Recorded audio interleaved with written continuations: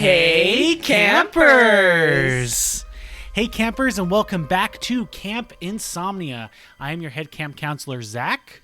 And I am your head camp counselor, Dolores. Hi, hello, how are you guys? Hi, hello, and welcome to our paranormal and true crime podcast. And if you're new here to the show or to camp, welcome. And like we always say, this is a very chaotic podcast. As usual. Everybody knows, as usual, because we're a bunch of goofballs. And welcome to camp. Your parents dropped you off with the two most responsible camp counselors ever. Of course. You know, we don't sacrifice kids into fires. Yep. We don't make bustling flames in the fires so that they make sure they cook and die. Yep. Did I say that? I don't think you did. I don't know what you're talking about. Well, before we kick off today's episode, this will be coming out while I'm in Canada. So yes. Future Zachary, I hope you're not having such a stressful time. Yeah. Yeah, it's gonna be kind of stressful because like I fly out this Friday, but then I have to do all my immigration stuff there, open a bank account, get a social security card, make sure I send my work permit to my job, also to the country, also so that I can get a bank account, plus get an apartment, plus get a social security, plus do my taxes. It's a lot. You're literally doing every single adulting thing in like 2 seconds. Only a couple days. Yeah, no, it sucks. So yeah, I won't. Right now, I'm not stressed, kind of, but I'm packing, and I'll be leaving this Friday to Canada. Fuck, it's going down. It's happening. It's happening. I know. I'm so excited. You guys will get a camp counselor in Canada now, so that's nice. Well, cool. Any new news? Yes, I do have an announcement as well. Ooh, what is the announcement? And I did not tell Zachary that I was doing this, so. Oh God, what the hell does this mean? What? Okay. What? Well, it is the last day of Pride Month, so I'm feeling a little inspired. So okay. Let me reintroduce myself. So hi, my name is Devin, your head camp counselor for Camp Insomnia, and I want to welcome you guys here as a open space, a safe space. Everyone is included, and we scare everyone equally. So hi. Yes. Yeah. So, yes. I've known this, so I'm like, okay. I know you've known this, but they don't know this. This is like... Well, God, now I gotta go back in and change everything from Dolores to motherfucking Devin. That's gonna sorry. Take me all goddamn day. Fucking deal with it. It is Pride Month, so I guess if I don't do it, I'm a piece of shit. I have no problem doing that. Cool. But yes. Yeah, so campers, if you call Dolores Devin, I will kick your ass and throw your ass in the fire, so please. Switch that. Oh, wait. Devin to... Wait, what did I say? You said... Vice versa. Switch that. Say Devin instead of Dolores. There we go. So, yes, and to tack on pronouns, he, she. Yes, thank you. I fall under a umbrella category of transgender, but I am not transgender. I am not non-binary. I guess it falls under... gender fluid bigender, so I consider myself both genders for everyone out there. So yes, she, he, no, they, them, please. Cool. All right.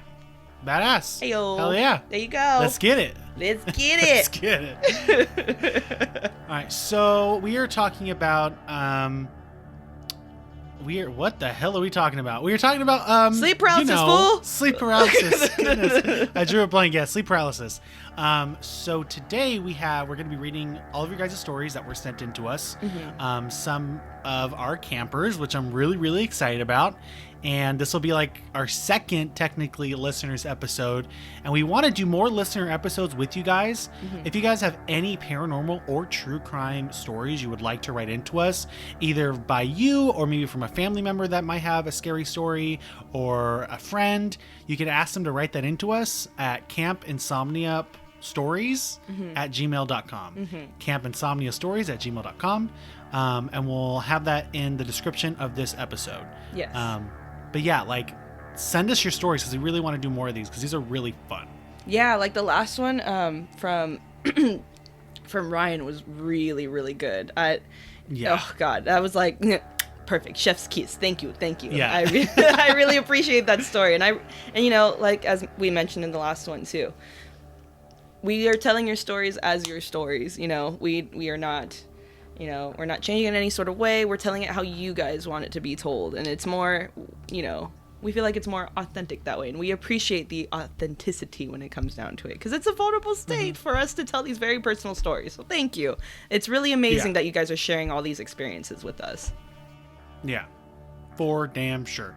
So with further ado, let's crack into this case. So let's pitter patter, I'm walking, gonna take a little sit on a log.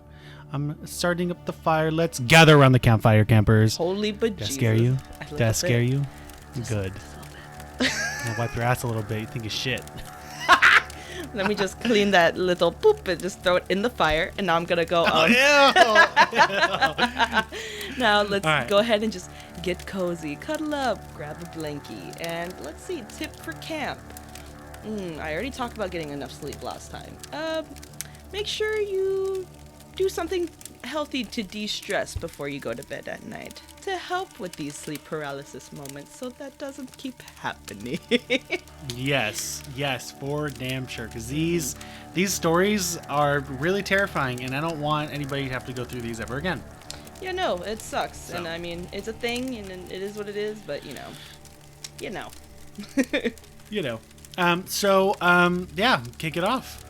Alright, so last time we talked about the more scientific side of, you know, sleep paralysis. So I kind of want to go into more theories today about, you know, what we really think this could be more than just scientifically proven, you know, because it can't all just be in our heads, right? You know, there has to be more to it. We are looking into more paranormal sides of it, more demonic sides of it.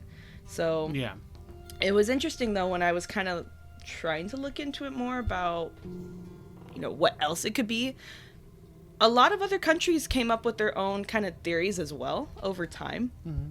And I kind of wanted to share a couple with you that I thought were pretty interesting. Yeah. So in Japan, they call sleep paralysis, let me not mess this up. Hey, take your time. Kanashibibari.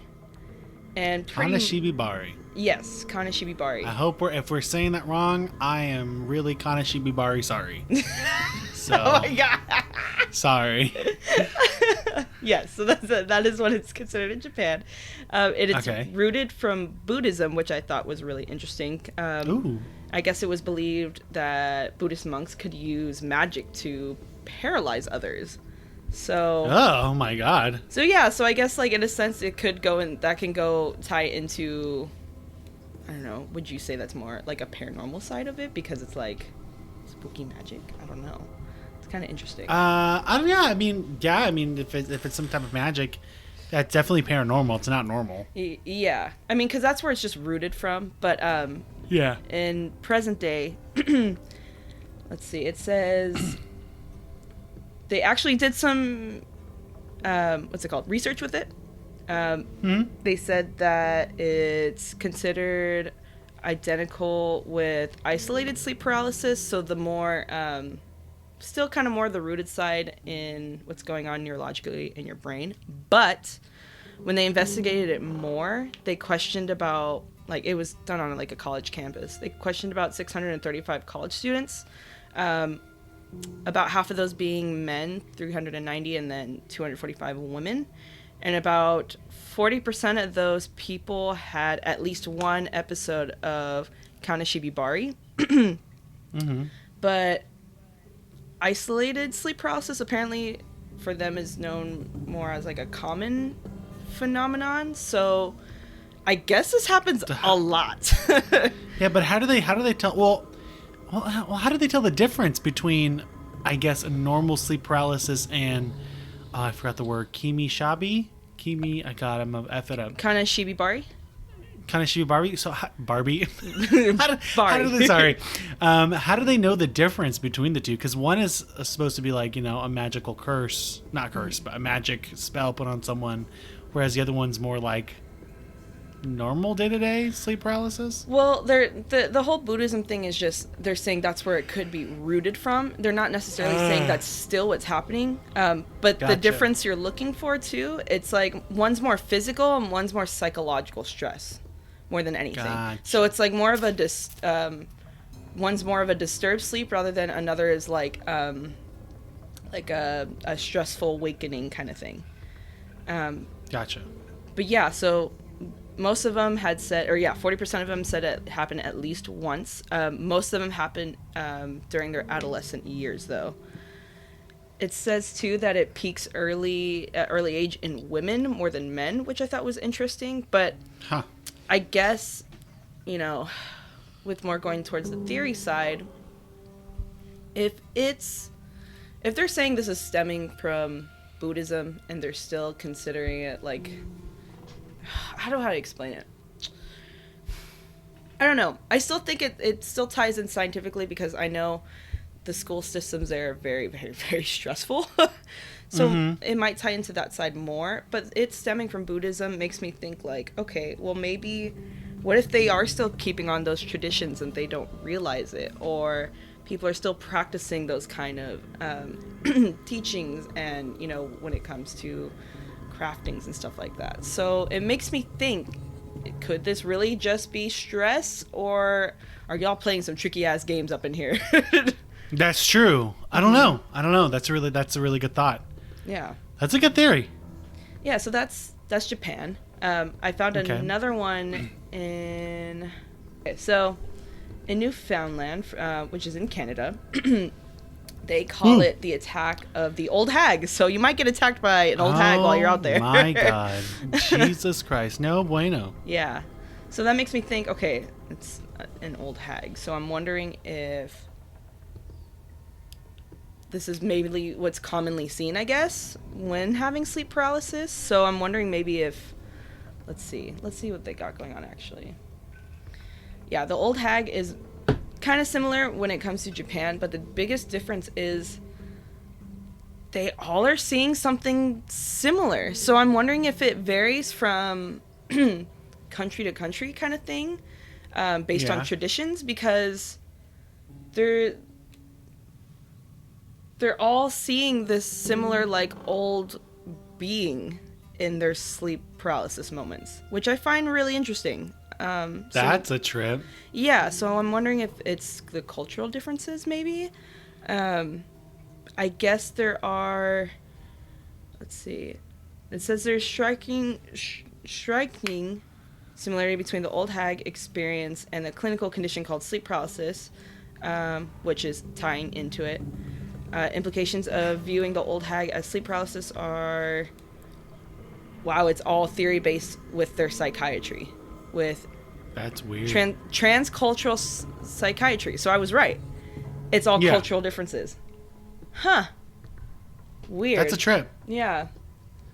So I'm wondering why the old hag comes from many cultures. I have yet to see an old hag do my sleep paralysis, and now that I'm saying it's probably going to happen, so let me knock on some wood. And let's hope that doesn't happen. Thank you very much. Yeah, I guess they tried studying it for a good over a year in field research, and it's so weird. Like, all those phenomenons, they all said in their trials that everyone had the same physical complaints and psychological complaints and viewed just about the same thing. That's really interesting. Well, that's weird. That's really scary. Yeah. Kind of reminds me of like Freddy Krueger. They always see the same guy. Blech. Yeah, no kidding. Yeah, he's definitely the ultimate sleep paralysis demon. Yeah, no shit. Let's see, I got one more from China. It says, their sleep paralysis demons are labeled as a ghost oppression, which makes sense, obviously. Yeah. So it says, so when they did their trials in China, they said that their patients that had PTSD or some sort of panic disorder were prevalently higher to having sleep paralysis. Obviously, the patients without it didn't have as much of a phenomenon, but they're saying theirs is more linked scientifically wise to, like what we mentioned before, fatigue, stress, all those kind of other factors that put a lot of pressure on you. But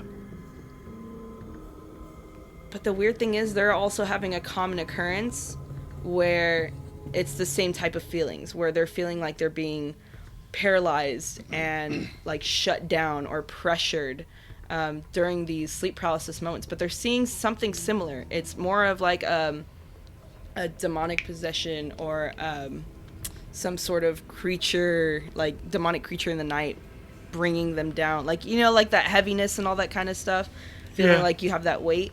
They all are talking about that in Synchronicity too. Oh, goodness. Yeah, I don't. So it's weird. I don't understand. Like, why are things similar and still common, but in different regions? Like, all these people, all these places are seeing the same things. All, I don't know. It's kind of messing me up. Not gonna lie. It's weird. Yeah, everybody's unfortunately seeing the same thing, even though they're in different countries, different regions, and it may be exactly the same thing they're seeing, but different like views of what that is. So like, for instance, Canada, we get an old hag. In Japan, we can get an older woman that's possibly influenced by this Buddhist magic, and then we get into China and we're seeing this oppressive ghost spirit.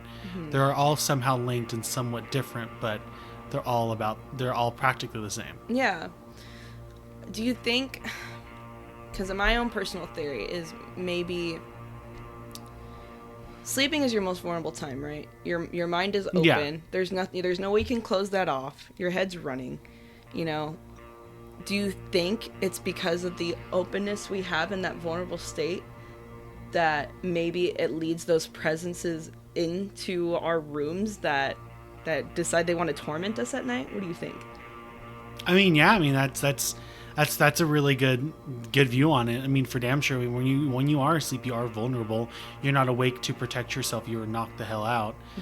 So I couldn't see why not an evil presence would want to take advantage of that.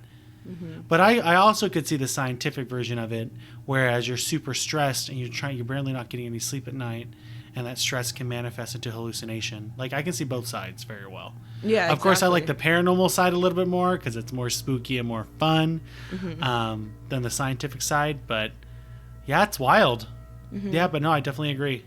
Especially like with cases that we've read and that we've talked about so far, every time there's some sort of demonic possession, some sort of really gnarly paranormal phenomenon, it's always mainly stemming from like an innocent mind, So it makes me think, are these demons or these ghosts trying to take advantage of that because they know that's the time that's maybe the best for them, or try to, or at least or why children are the most, or the people who are adolescent experience it the most, because they do have untainted minds by then, virgin minds. There you go. Yeah, exactly.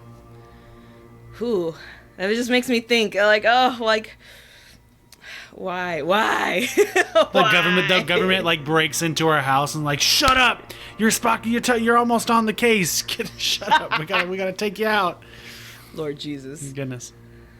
Well, I think that's all I got for that one. It's gonna make my brain keep stirring, but I want to talk about you guys now. Let's talk about them. Let's see what else they got. Let's see what you guys got. So we're going to be reading some of your stories. I'm going to go first, then Dolores, then me, then Dolores, then me. We'll go back and forth. So, campers, as we are around this campfire, we are inviting Kevin to tell us his story. So let's gather around the campfire and let's listen to his story. Yes. Y'all ready? I'm assuming all the campers said yes. Okay. So he says, I had one episode of sleep paralysis in my life. I don't wish this on anyone. It was a very scary experience. One night, I was awoken suddenly and abruptly. I remember it was like someone smacked me on my shoulder. There was this ominous feeling of someone watching me. So I tried to sit up and shake the feeling and quickly realized I couldn't move. it shook me to my bone. I've never had an experience of not being able to move, so I tried to call out for help, and I couldn't speak. This is the oh shit moment. The moment I started to let fear set in. My anxiety was on high. Ooh. So this is when I felt the weight. The heavy feeling on my chest, like someone had their hands on me and was holding me down. So strong and heavy that I couldn't sit up, which is common for people having sleep paralysis. Exactly. This is when I saw it. The dark spot on the ceiling. Oh, God. So dark, it almost looked like a portal. Like I was looking into an abyss. I am not a very religious person, but this is the moment I started to pray. Yeah. I started asking God to protect me and give me peace. Nothing worked. I couldn't move. I could barely breathe. And I felt like I was being pushed down through my bed. Something came for me. Something wanted me that night, and I couldn't fight back. So I laid there motionless, praying, hoping that some sort of help would come my way. Slowly, the darkness started to lift. I could see light in my room again. The clock, the TV's power light, all of these things were blacked out. Ooh. It's almost like that moment of, like, with Ryan where she thought she woke up. So I'm assuming he might not be awake yet. Yeah, like a false awakening? Yeah. That could be. Then a simple wiggle of my toe. I felt like I had won the lotto. Then a finger. Slowly, I was able to move all of my digits. All this happened, and it felt like an eternity. I'm not sure how long it lasted, but slowly felt the weight lift. I was able to take deep breaths. The darkness faded. I was able to sit up. I was stunned and confused as to what happened to me. I still am to this day. Knowing it was an episode of sleep paralysis, it felt like a paranormal experience. I still have my concerns that it will happen again, but for now, I'm safe. Thank you so much for reading this, and I can't wait to hear it read by my 2 head camp counselors. Damn. Oh, that's so interesting. Okay, so he didn't have a false awakening yet. He really did wake up, but it's like maybe he was still in that daze. Yeah. Because if something was trying to attack him, that would make sense. He's like slowly drifting back. Yeah. Wow. You know what it kind of reminds me of is well, I know he's seeing this abyss-like portal on his ceiling, but when he said he felt like he was like, what is it? I started like he was sinking into the bed. It kind of reminded me of the movie Get Out. Oh, where she uses the tea thing, and he slowly like starts falling into the couch. Yeah. That's what I was imagining. I'm pretty sure. I don't know if that's what it felt like for him, but that's what I was imagining when he was writing this. That's really spooky. Yeah, I don't know. I saw a dark bar on the ceiling, so dark and almost looked like a portal, like I was looking into an abyss. Like, okay, that portal thing makes me really think, okay, something had to, maybe, let's say it really was a portal, something had to open that space to be able to come in and start maybe trying to take over, maybe because he said he started praying, then he started praying, so maybe that there is that aspect though that really it was a paranormal phenomenon, because as soon as he started praying, it all started lifting away. Ooh. Well, then too, I know he wasn't religious, right? Mm-hmm. But there is the theory that even if you're not religious, if you are very like passionate and really put a lot of energy into whatever, like say he wasn't religious, so he was praying, he was using the quote unquote power of prayer to expel whatever was affecting him.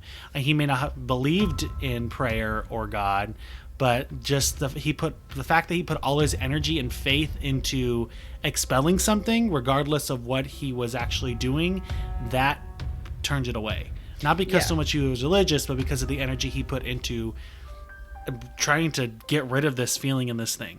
Like manifesting that energy to expel it. Yeah, ease everything up. Yeah. Wow. That was good. Yeah, that was good. Nice. Yeah. Well, thank you, Kevin. We appreciate that one. That was really interesting. That was dope. All right, so we got. All right, what's next? Our next one is from camper Sabrina. Let's see what she's got to say. First of all, I have to say that these things only happen to me when there's thunder outside.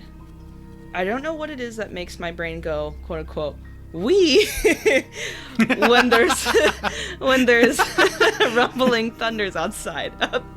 Legit. Wee. Maybe sleep paralysis is the cause, or maybe when I'm supposed to sleep and there's the first few lightning flashes outside, I'm already getting paranoid and I'm ready to get scared shitless, and this triggers it. I don't think I'm afraid of thunder, more like what it brings with it. Ooh, that's actually really interesting. That's mysterious. Yeah. She said, light sleep or 4 hours, no sleep at all, no real sleep, no real wakefulness. Okay, so she's describing how it is. Got it. Yeah. One time, lightning was lighting up my room, and my brain showed me something standing in front of my dresser. Nope, thank you. Right. Nope. Baseball cap, hands on the top of the drawer. There's a fucking thief in my flat. Oh. I would panic. I mean, that's what I would think, like a home intruder. Because normally when we hear these things, they're just like dark shadows. But this thing has a baseball cap. Yeah, it actually looks like it's clothed. So like it would make sense as to why she thought it would be a thief. Yeah. She said, everything in me was scream, because I was surprised, of course, and run the fuck away. Get your baseball bat, do something. But all I could do was push out the miserable cry of a wheeze. Ooh. For minutes, I was there, trying to get out of the state. This dude, or what I thought, the long hallucination that was there, was forgotten by then, and I honestly don't even know anymore what it was and how I got out of it. Maybe I managed... Oh, sorry. So did she just, forget about it? Like, you just left, I'm assuming? Maybe, yeah, because maybe at that point, because she's, in a sense, trying to manifest herself out of it, so maybe she was able to put enough energy to get herself out of it and start just focusing on herself rather than what was actually in front of her. That's what makes sense to me, actually. Yeah. Fuck, I wish I can do that. Right? It takes a lot of willpower to be able to get out of something like that, so who knows? She said, maybe I managed to actually produce a sound loud enough to wake up the rest of me, but more sleep that night? Of fucking course not. Yeah, I mean, I don't blame her. I'd be terrified shitless after that, too. Yeah. Oh, yeah, me too.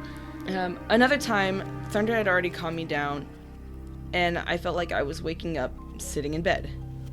Behind me was someone or something, but I felt my arms wrapped around me. A warm presence, no harm done there. But it leaned in close and asked, quote unquote, "You see it?" What the fuck? Wait a minute. Wait a minute. Thank you. At that time, I had my room on the top floor, and there were no doors, just a set of stairs in the middle of the floor directly connected to me in the lower floor. Okay, so legit like a flat.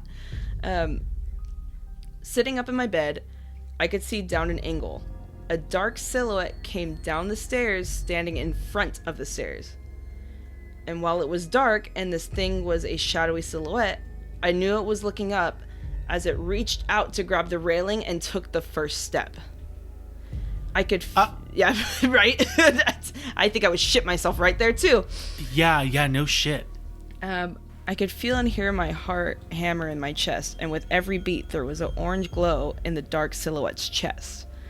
That's weird. That's fucking freaky. So... That's weird. What if they're connected in some sort of sense? If it really was like some sort of demon trying to get into her room.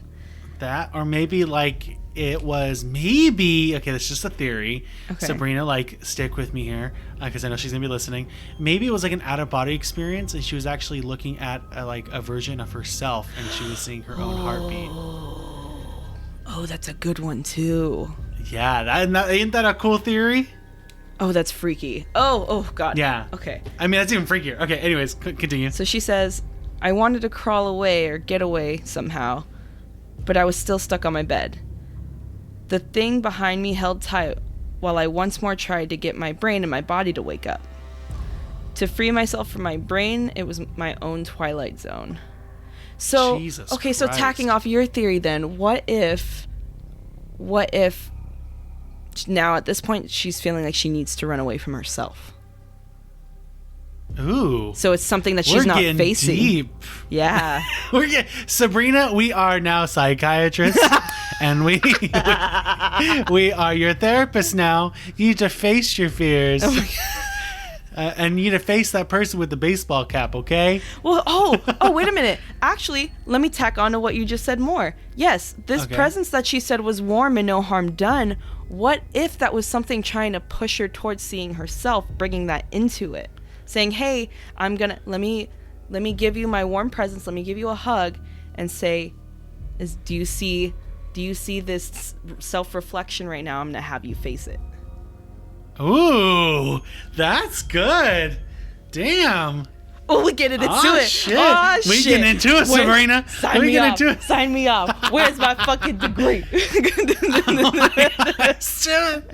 Damn. Well, that's really, yeah, I would not have thought of that. Wow, that's really cool. I mean, it doesn't help that either that it might have been a warm presence, but this shit happens during a lightning storm or a thunderstorm. Yeah, and then it keeps happening during lightning and thunderstorms. So I wonder what that Or maybe could be. because, here's another theory, maybe because, we're all about theories today, campers, maybe because she has these, because a lot of thunderstorms carry a lot of energy, because if you think about it, it's a lot of energy produced between negative and positive protons colliding with one another to make lightning, and maybe all that energy is maybe making this able to manifest to Sabrina. Ooh. Ooh, that's crazy. Well, then you just threw in both theory and science in that one because... Yeah. Oh, wow. That's good. That was good. Sabrina, think about that, Sabrina. Sabrina's going to sit there in the middle of the night during a thunderstorm going, fuck. Well, that was good. Cool. Yeah, thank you, Sabrina, for sharing. Yeah, thank you. I'm sorry that this keeps happening during thunderstorms, though. That's kind of freaky. yeah, that's unfortunate. Don't move to Oklahoma. We have thousands of them here. Yeah, no kidding. So our next story comes from camper Elena, or as Dolores knows her, Peachy Pie. Peachy Pie. Heyo, what's up, girl? So this is what she has to say. Oh my God. About a year ago, I was sleeping in my sister's bed when I began to hear her yelling at me to get out of her bed and leave. Freaking rude. I'm sleeping. Yeah, yep. Space. Yeah, Space is a thing. Yeah, so she kept repeating it over and over, only each time the words repeated, they sounded different, like much deeper. So get out of my bed. Get out of my bed. Get out of my bed. Oh God, oh God, oh God, oh God, oh God, oh God. Get out of my bed. I would... Okay, I'm out. Yeah, legit. I then no longer recognized it as her voice, but someone else's, so I peeked out of the covers to look, and that's when I saw a dark figure in the corner of my room. It had no face. I hate that already. But just a dark outline, and it was just standing there. My whole body froze and my heart was racing. I waited for it to say something, but it just stood there, and that's when I realized I must still be asleep. In an attempt to wake myself, I tried to move my hands or legs or even shake myself awake, but nothing worked. Next, I attempted to lift my arms up to remove the covers over my head, but I felt like something was pushing me down or fighting back, and I couldn't do it. Finally, I was able to lift my arms just enough to start clawing at my sheets. I was finally able to grip the sheet, and with everything I had, I forced myself to sit up. I shot straight up, and then I looked around the room, and the dark figure was gone. And I was relieved that I was finally awake. So I don't think Elena I don't know, maybe she was asleep or maybe she was actually awake and experiencing all this. But she finally was able to break whatever was putting the hold on her. So she then says, however, the fear that I felt in those minutes, which to me felt like hours, that kept me awake till morning. Thank you, head camp counselors, for reading my story. I always look forward to listening to you both every week. Love you. Oh, that was sweet. Thank you. Yeah. Wow. Yeah, okay. Damn, thank you. This one's kind of another black shadow. Yeah, another black figure in the corner with no face. No, with no face. She hears her sister yelling at her to get out of her bed. Yeah, that's weird. I'm sorry. I'm pondering because I'm wondering when she started getting into that state, if the whole voice modification of her sister is maybe the starting of, I guess, a sense of possession. Maybe not so much possession. Maybe like oppression's trying to scare. There we go. That's what I'm looking for. The person, yeah. That might be like possession. Goddamn, bitch is gonna start crawling on the ceiling. Sorry, I went from 0 to 100. Yeah, you really did. She's like, Elena was possessed by a demon. Oh my god. Yeah, no. And then the fact that she said, "Now I was finally awake," because she did say, "I started clawing at my sheets. I was finally able to grip the sheet and everything I had. I forced myself to sit up." So maybe she awoke out of her sleep paralysis to like snap out of it. Yeah, but it's interesting that she was able to get herself to move when everyone else can't. Yeah, well, it said it took her a while. You know, she attempted to wake herself up by moving her hands and legs. I mean, just like Kevin did. Remember, he started to move his toes and fingers little by little until he was finally able to move his whole body. Mm-hmm. But the fact that she was able to shoot straight up and then look around the room when the dark figure was gone, that's really scary too. Yeah, because it's almost like a shock to your system, kind of reaction. So yeah, I don't know. It just seems weird to me that she was. It obviously wasn't easy and it took her a while, but she was able to just boom, I'm up and ready, kind of thing. Yeah, I'm ready to go. Interesting. Okay, all right. Yeah. Well, thank you, Elena, for your story. Yeah, thank you. That was pretty Peachy scary. Pie. Thank you, Peachy Pie. All right, who's next? So we have Roy. Let's see what he's got going on. He says, "Hiya, campers." Aw, cute. Hello. Cute. I'll try to keep this brief. So back when I was going to art school, I watched the show Haunting of Hill House. Ooh, great show. Oh, I don't think I've seen that one. How old? Really? Haunting of Hill House? Is it an older one? There's Haunting of Hill House, and then there's Haunting of Bly Manor that just came out. Oh, no, I don't think I've seen it. Oh, okay. I have to look into that. Oh, you gotta watch it. It's so good. I'll look into Especially the second season. Mwah, a chef's kiss. I love it. Right. He says, "I remember seeing the character Eleanor Crane, who had sleep paralysis in it. I didn't know what that was at the time and felt really bad for her. I thought to myself, wow, I'm really lucky that isn't me. Well, you wouldn't be submitting the story unless this happened to you." Yeah, exactly. He says, "Now, fast forward to about a year or so later. I've been going to art school for about 2 years now. In a word, I would describe it as stressful. I know Zach can relate to that." Yep, I can relate to that very much so. Yep. The demands were heavy. I had long hours and short deadlines. Yep. Mm-hmm. I remember those days for you. Yep. I also was going through some hard times emotionally. Oh, I'm so sorry. When I was awake, I felt relatively normal, and I was cheerful to my classmates. But when I was sleeping, I had reoccurring dreams where my teeth would fall out. Looked it up later, and apparently these dreams are a sign of stress. Yes, that is a very common one. When you're the whole teeth falling out thing, that's a very, very common one when it comes to stress. This was the place I was in when it started happening. It's hard to describe because it happened in a variety of ways. One common way it happened was I would be dreaming. In the dream, I became aware that I was awake. And in one dream, I was in a building with square pillars everywhere, like a creepy parking garage or something. I could feel my body trying to wake up, but I just couldn't. Usually when I realized that I was sleeping, I was like a light switch. My body would snap awake. But suddenly it felt like I had no control over my body. That was when I would start to panic. Then I had a sensation that someone could attack me at any moment. Then I would wake up. Oof. So that's interesting too. He knows, but I guess maybe he wasn't far enough into sleep paralysis that he or into his dream. Yeah, that's interesting. Okay. Another way it happened would be that I would actually wake up in that I wasn't dreaming anymore. I felt like my brain had no connection to my body.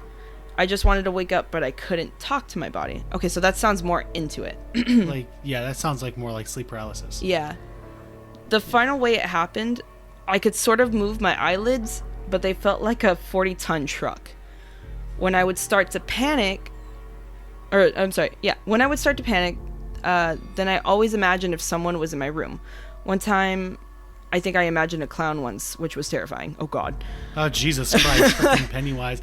Pennywise, the dancing clown in your room. Fucking, that's your sleep paralysis demon. Fuck that. Oh, Jesus Christ. And then he said, then I would finally wake up. So that's the common connection when it comes to it, the heaviness. But it's interesting where he's saying it's on his eyelids because he feels like he's not seeing himself wake up. Yeah. He said, I cannot emphasize how much this sucked. After waking up, I could compose myself and have a normal day. But in the moment, it was probably one of the most terrifying experiences imaginable. Yeah. No shit. At first, I didn't know what was happening. I thought it was a one-off, so I didn't bother to research. After it happened again, I cracked open Google.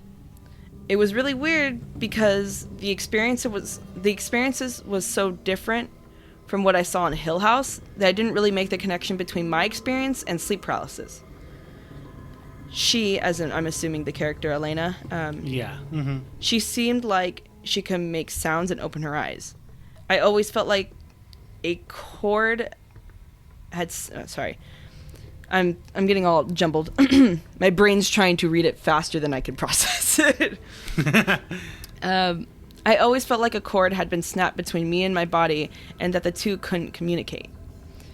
Anyways, it's been about a year since I left art school. I've been much less stressed. Yeah, I would imagine so. Facts. Yeah. Facts. I get to spend time with my adorable doggies. Cute. Aww. I haven't been so overworked. That's great. But about 2 or 3 weeks ago, I remember lying in bed. I was half in between sleep and awake. I looked over near my desk and saw what looked like a girl from The Ring. Oh, fuck no. Nope. Fucking Samara. Nope. Coming glitching out to you. He went from 0 to 100 in that one. I'm gonna pass on that one. Yeah, legit. She can hop her ass back in the TV. Wait, what did they say in Scary Movie? There's a little white girl who fell down a well again. I can't even. It's so I'm bad. talking about in Scary Movie. I'm gonna add the clip in. I'm gonna add the clip in this. Cindy, the news is on. Another little white girl done fell down the well. 50 black people get their ass beat by police today, but the whole world gotta stop for one little whitey down the hole. Wait, hold on. He's stupid. He's so dumb. Oh my god. Anyways, this fucking creepy ass girl from The Ring at his desk. Yeah. When I saw that, I shot straight up immediately. Wow. On a closer look, it was just my computer's air canister, and it just looked weird in the lighting with my bad vision. Oh my god, I feel like such an idiot. So it didn't actually happen. Oh my god. I'd be like, God, I'd be so pissed like it was a stupid air canister. Really? Oh, I'd be so mad at myself. That's kind of funny. I've had a lot of moments like that though when I was little, like trying to sleep, same. and I look over, I'm like, it's a fucking demon. Or fun fact, I used to be very scared of ET when I was little. I'm like, it's ET in my room. ET phone, get the fuck out of this house. Yeah. Oh god. He ends it with, I remember after the adrenaline wore off, I was really, really happy. Because since graduating art school and in that exact moment, my body woke up immediately. Thank you, Zach and Dolores, for reading my story, and let's pray I don't get these anymore. You guys are amazing. See ya. Wow. Aw, thank you. Yeah, that was weird. So, Roy is able to experience being real, like an on and off switch when he's in his dream. He can easily come out of his dream, right? Mm-hmm. But sometimes when he comes out of his dream, he doesn't have control over his body, mm-hmm. and you would start to panic. But he would eventually wake up. Mm-hmm. He also said another way was he would be like paralyzed. He couldn't really move, but his eyelids could barely open. Yeah, and then he had that one moment when he was just laying down paralyzed and just couldn't move. And then you had him seeing that an air canister that looked like frickin' Samara. Yeah. This makes me think this one's more just geared towards the common stress factor of it, more the scientific factor. Because I don't know, for me, I didn't sense any sort of real paranormal phenomenons going on. This just sounds like, it's all the stress-inducing facts of school, to me. Yeah. Yeah. No, yeah, this definitely has to do with a lot of stress-induced, like, waking and dreaming nightmares. Yeah. Which is not fun, regardless. And also being partially blind in the middle of the night and not being able to tell what an air canister is from Samara. So yeah. That too. But either way, it's still all under the category of sleep paralysis. These are all things that happen during sleep paralysis. But oh my god, those dreams of your teeth falling out are literally the worst. Because you're like, what the fuck just happened? And it's like the weirdest sensation. I've only had one of those dreams before. I've never had it again. But yeah, it's weird. Yeah. It's terrifying. Mm-hmm. So we have one more story. This is a camper, and his name is Carlos. So welcome, Carlos. We're going to read your story. Yes. So his story is, this experience is actually a false awakening, mainly because I can still move, but I can give you both creative liberty and say it was sleep paralysis if you want. LOL. Okay. All right. Okay, cool. I was in my very first dorm at my art school, Savannah College of Art and Design at Montgomery Hall. I remember vividly that this was a weekday, but I'll get into why this is important later. I woke up when in fact I was still sleeping, a false awakening. Anyway, so I wake up, quote unquote, in his dream, and I'm looking around my dorm. The sunlight is starting to peer in through my blinds, starting to illuminate the dorm. Suddenly, I feel a presence in the room.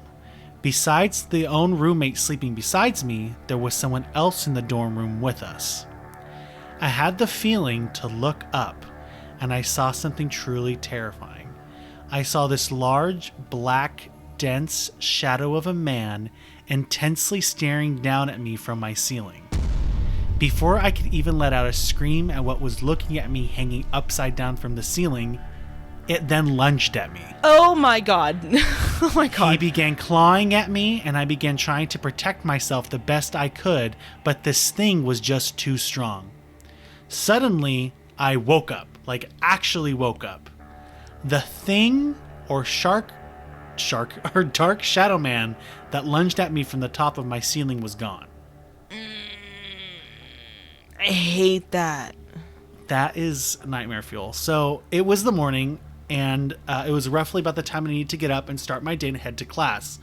Hence why I knew it was a weekday, or remember being it so. So I hopped in the shower, completely still shaken by what I had just experienced. I couldn't stop getting the feeling that someone was in the shower or bathroom with me, like that thing followed me into my waking life and was watching me. I couldn't shower peacefully and had to keep looking outside the curtain to make sure that whatever that thing was in my dream wasn't actually there. I know this isn't a sleep paralysis story, more of a false awakening, but this is just truly terrifying that I needed to tell you both. Thank you, Dolores and Zach. You both need to come visit the Dominican Republic. I know Zach's already been there, but Dolores, you need to come here as well. Then I could gather you both around the campfire and tell you some crazy Dominican stories, like the ladies with backwards feet that run through the forest. Stop. Thank you so much again. Oh, I'm so fucking down. Let me go get my passport. Oh my god, let's go. Get your passport. We're going to the Dominican Republic. Oh, wow. Yeah. Wait, whoa. That... Okay. I have a lot of questions. I do too. Okay, so... First off, that's fucking terrifying. That shit's hanging from the ceiling fucking staring at him while he's well, he knows he's sleeping, but I don't think it's just a false awakening. I mean, false awakenings happen during sleep paralysis, so it had to be a thing. Yeah, it had to be. Yeah. And then another, you know what he said, that he said, what did he say? I had to keep looking outside the curtain to make sure that whatever that thing was in my dream wasn't actually there. It kind of reminds me of Nightmare on Elm Street, when they get Freddy into the real world so they can kill him again and send him to hell. So they grab a hold of him in the dream state and wake up in the real world, and they're able to bring him into their actual world, which kind of reminds me of that because this thing lunged on top of Carlos and was attacking him, and he was able to wake up. Yeah. Still feeling the presence and the fight of it. Yeah, all. that's what I was gonna say. I was actually about to ask you, would it be fair to say that presence is still in there with him then, if he's still having that fear of, is it here? What's going on? Yeah. I'm just trying to take a damn shower, you know? Yeah. Maybe he took that out. Whatever that thing was out with him when I had woken up, and it was just attached. Maybe you couldn't see it, but it was there. Yeah.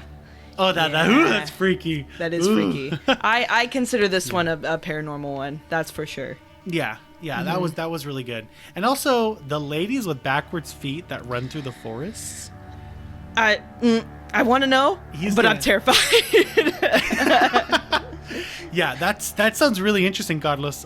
Thank you so much for writing in, and thank you. Yeah, thank you. Nightmare fuel now about these fucking women with backward ass feet running through the forest. I know, literally. But thank all you campers for writing in your sleep paralysis stories. We had a lot of fun reading these. These are really scary and really cool to talk about and theorize. But yeah, like we really want more stories. So if you guys have any more paranormal or true crime stories, please write it back to us. We have a few already, but we don't have enough. We need more. Yes. So please write us more so that we can do this. Yeah, definitely. I mean, even so, you know, we don't gotta do names. We don't gotta do any of that. Like, if y'all want to keep it like anonymous, we can do that way too. So then we can just have anonymous stories. So it's not as personable. Exactly. I know some people aren't geared towards that. I just said that earlier because a lot of these people are making it personable for us to share. So, but if that makes y'all more comfortable, go for it. We would just love to talk about and share these kind of stories with y'all. Yeah, exactly. Like for instance, Roy. I know who the person is, but they want to be called as Roy. Got it. So I called him Roy. Fair. Fair.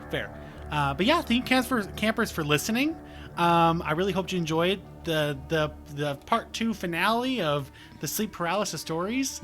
And you'll be hearing this come Sunday, this upcoming Sunday. So if you're hearing this on Sunday, may the Lord bless you. Yeah. May the Lord give you the strength to get out of your sleep paralysis demon moments. And make sure you guys follow us on Instagram at campinSomnia_podcast. And you can also go on our Linktree. Our Linktree is going to have all the links to where we are at, everywhere we can be, every platform. And yes, we do use Instagram a lot, but you know what? It's okay. Yeah, we're most prevalent on Instagram. If you want to find anything going on in our lives, it's Instagram. Yeah, exactly. So, Instagram's where it's at. We'll get better at other ones, but Instagram where it's at eventually in due time. Yes. But thank you guys for listening, and we need to tell a joke. So find a joke and I'll find a joke. Okay. And I'll insert some elevator music and we'll be right back. And we're back from the elevator. Oh god damn it, I lost my jokes the minute I said that. Oh wait, did I find them? I found them. Okay, I found them. Alright, so you go first. What's your joke?